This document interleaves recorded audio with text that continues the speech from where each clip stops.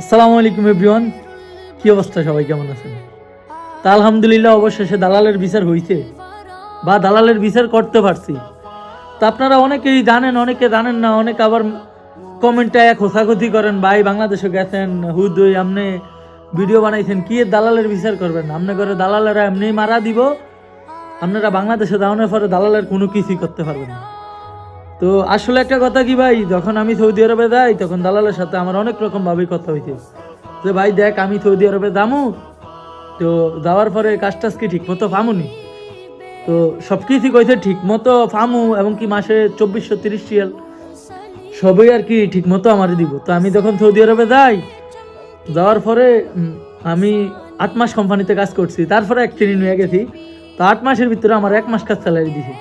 তো গেছে কালকাটা নিয়ে বসছিলাম, আমার এলাকার যারা গণ্যমান্য ব্যক্তিরা আসিল তারা এটা নিয়ে বসছে, বসে একটা সমাধান দিছে, যদিও আলহামদুলিল্লাহ আমি একটু লসের ভাগে।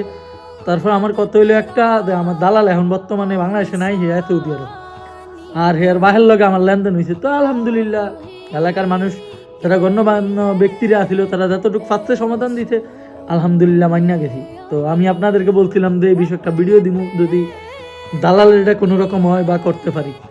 তো আজকে জানাইলাম, আপনারা যদি নিজ নিজ জায়গা থেকে এই যে দালালের মাধ্যমে যখন মারা খান, একটু শক্তি যদি দালালের বিচার করেন তাইলে দেখতেন দালাল হাজার গুণে কমে যাইব।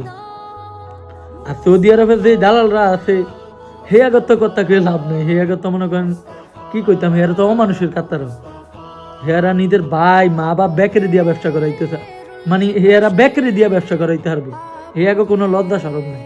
তো দেখ আলহামদুলিল্লাহ অবশেষে, যদিও আমি নিজে লসের ভাগে কি করবো, অ্যাক্সিডেন্ট হয়ে সব কিছু হিসাবে আমার, তারপরে আলহামদুলিল্লাহ যতটুকু সমাধা হয়েছে আলহামদুলিল্লাহ কি করবো, মাইনা দাম লাগবে, তারপর তো দালালের বিচার তো হয়েছে। ওকে, আল্লাহ হাফিজ।